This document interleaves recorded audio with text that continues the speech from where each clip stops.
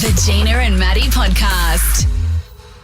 So I thought I can bring you some news that Suze hasn't used this morning, and oh my lordy, hold on to your cat food because there is some controversy coming out of Japan.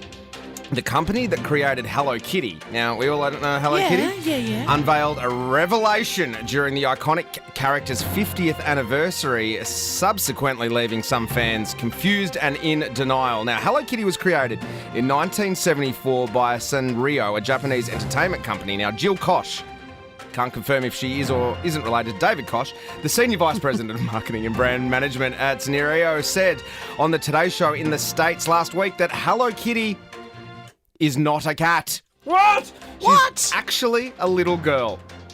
Right? Okay. Oh. Koch then told the TV show that Hello Kitty weighs 3 apples and is 5 apples tall, grew up in the London suburbs with her twin sister Mimi and their parents, and they have a family pet called Charmy Kitty, who is actually a cat. Now, Hello Kitty's hobbies include baking cookies and making new friends. But seriously, Hello Kitty's a cat. It's a cat. It's a cat.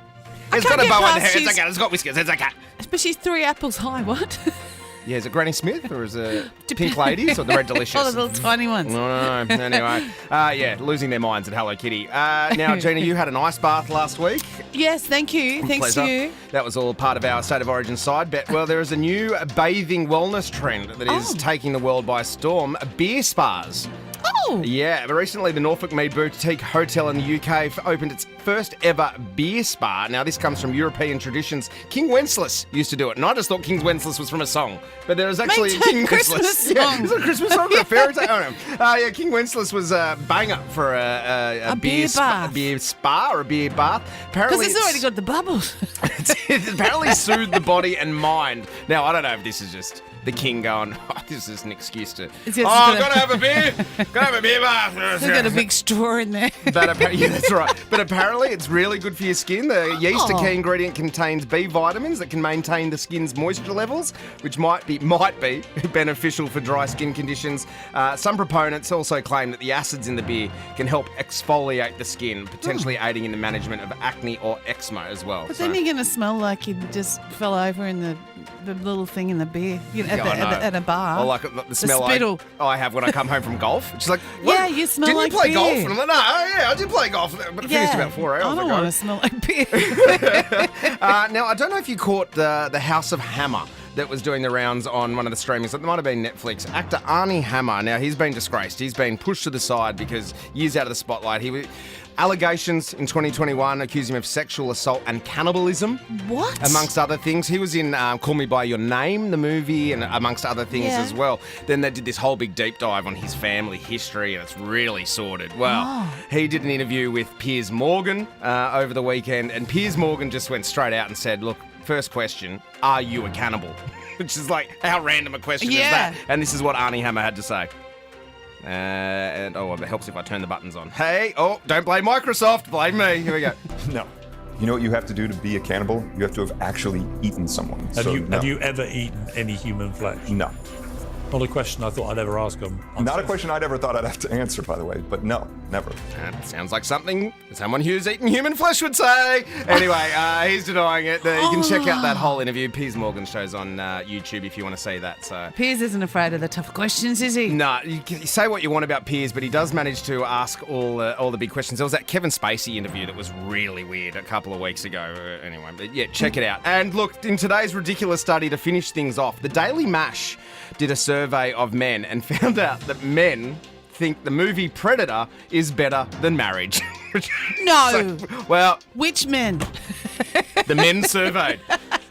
It is get to the chopper, not get to the chapel, I guess. The Gina and Matty podcast. If you've ever had or believed to have had an encounter with a ghost, what did you get up to on the weekend, new executive producer Caitlin? Ooh, I went on a spooky ghost tour of Old Parramatta Jail, not in use anymore, and I think it's right next to a mental asylum that's still active as well. I am fascinated. How was it? Yeah, it was really good. I mean, once you've seen one cell, you've kind of seen them all, but Could you feel the spooky vibes and stuff? I mean, I am a non-believer, but we did hear a couple of stories, so I do have one. So the lady who was the host of the tour, she kind of said that we did have a group in once and they were rather drunk. Okay. And then they were all doing this kind of like seance to get Point the it ghost towards going. me, not the cynic. Yeah, and then the one drunk man goes, "Oh, if you're here, we'll get one of the girls to let their nipples out and you can see it." And then all of a sudden they're like, "If you make a noise, if you want to see the nipple." And all of a sudden there's this little pitter pattering, like,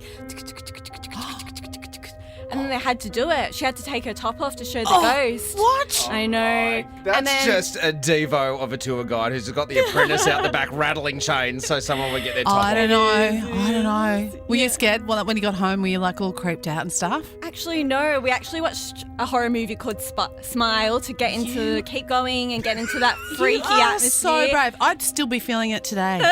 But funnily enough, this new job, the hours, bit extreme. I fell asleep. Oh, my Lord. All right, 4365 1045. Have you had an encounter of a spooky kind? This one is actually true. Okay. Dead true. My All right, uncle, sure. All right. Uncle Des and my cousin Russell, we grew up, I grew up in Queensland and redneck-ish. Sorry, Queenslanders, but my family, the family used to go You said it. shooting. That was Gina, not me. Well, they used to go shooting, and this is back in the 70s and stuff, and they used to go out to properties and shoot wild pigs that were taking all the feed from the sheep and the cattle. Mm-hmm. Anyway, so my uncle Des and my cousin Russell were out in a field one night. They could see across a really long way away a white flashing light. So they were... Someone's car? No. So they were walking towards it, and when they got there, it was gone. And it like very bright and totally not a car. Okay. It was in the middle of this field. Yeah. And when they got back, they asked the farmer what that white light was, or blue. I can't remember what colour the light was. And he said, "What light?" And they were shooketh, I tell ya. All right. Look at you. Over to you, Come Central Coast. I on. don't know. Make me a believer. Yeah, come on. Make me a believer. I don't reckon there's anyone's going to call in because it doesn't happen. But anyway. The Gina and Maddie podcast. Oh, Lord. We have opened up a spooky can of worms across the Central Coast. You said this no morning. one will call because it's not real. Wow. Phones are going nuts. Just because people are calling doesn't mean it's real. We are talking spooky stories. Our new producer, Caitlin, went and did a ghost tour down at the Parramatta Jail over the weekend, and she got sold some fabricated story about a ghost, and I was like, that's not real, Caitlin. That never happened. But let's put it to the phones and see what we've got here on the coast. We'll say good morning to Kathy in Hamlin Terrace. Hi, Kathy.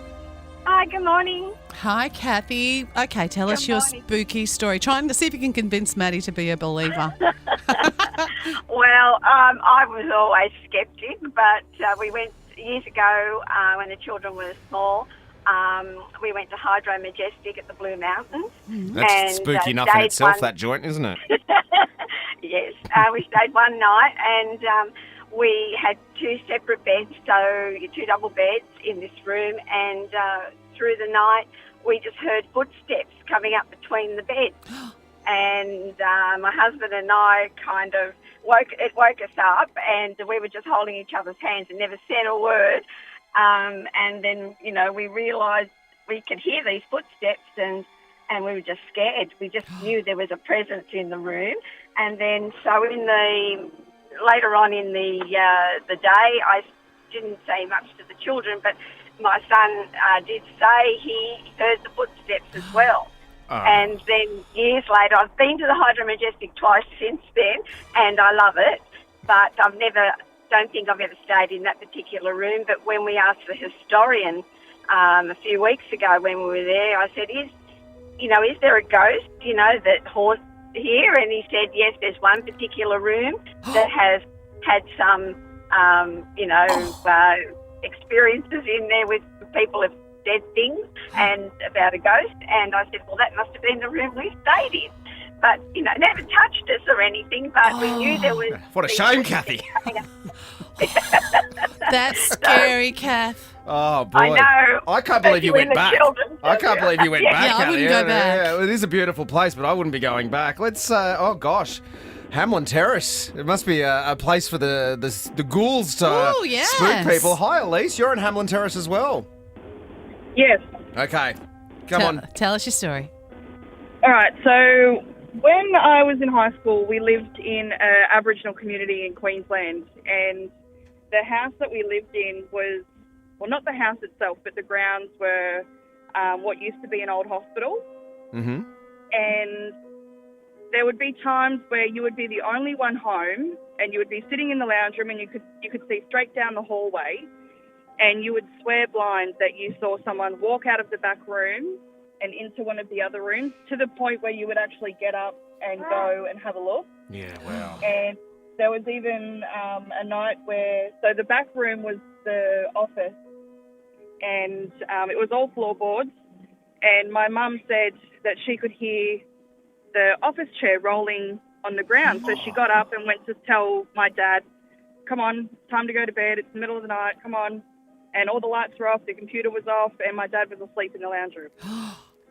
That is so creepy. See, goosebumps. And I got it goosebumps. would happen all the time. And there was always this one really, really cold spot in the house. We could have the aircon on, the heater on, everything, and it was always ice cold.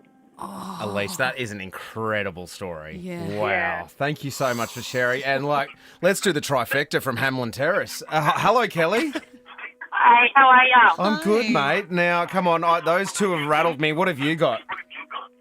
Well, my daughter went to the cemetery to say good day to her daughter Yep. and put some flowers there. And my grandson reached down to say hello to her, and he felt this hot sensation in his back and scratches down it.